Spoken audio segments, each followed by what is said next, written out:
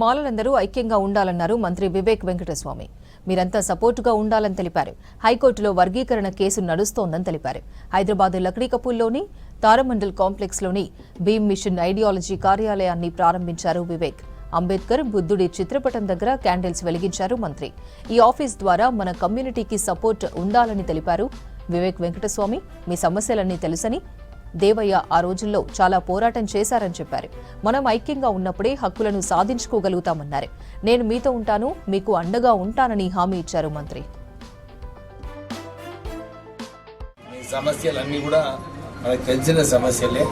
మనకు అన్యాయం జరిగింది కూడా అందరికి తెలిసిన విషయమే. దేవయ్య గారు ఉన్నారు, వారు పాపం ఆ రోజులలో నిరంతరం పోరాటం చేసినారు మన గురించి. మనం ఈ పోరాటం కొనసాగించాలి. ఐక్యత ఉన్నప్పుడే మనము ఈ పోరాటం చేయగలుగుతాము. నేను మీనాక్షి నటరాజన్ గారికి, సీఎం గారికి అన్ని చోట్ల కూడా ఈ కేటగరైజేషన్ ఏదైతే 2011లో చేసినారో అది సరైన పద్ధతి కాదు. అది కంబైన్డ్ ఆంధ్రప్రదేశ్ మీరు చేసినారు. మళ్ళా రోస్టర్ కూడా కొత్త సెన్సస్ తీసుకోకుండా పాత సెన్సస్ తీసుకొని మళ్ళీ రోస్టర్ కూడా చేయడం జరిగింది. ఇవన్నిటికీ పరిష్కారము మనమందరం కూడా ఏదైతే ప్రయత్నం చేస్తున్నామో హైకోర్టులో ఎట్లా ఈ కేసు తీసుకురావాలి, ఎట్లా అడ్వకేట్తో కొట్లాడాలి. ఎందుకంటే దీనికి సొల్యూషన్ కేవలము కోర్టులోనే తెలిసాల్సి వస్తుంది.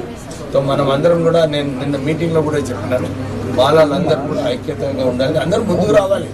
మనం ఎట్లా మన కోసం కొట్లాడుతున్నాం, మనం వేరే వాళ్ళ కోసం కాదు, మన కోసం కొట్లాడుతున్నాము. మీరు అందరూ కూడా సపోర్ట్ చేసినప్పుడు రత్నం గారు, సంజయ్ గారు వారు పిటిషన్ ఇస్తున్నారు. అందరూ కూడా ఎట్లా ఈ కేసులో మనం అడ్వకేట్స్ని, మంచి అడ్వకేట్స్ని ఎట్లా పెట్టాలి, ఎట్లా ముందుకు వెళ్ళాలని చెప్పి మీరందరూ కూడా కలిసి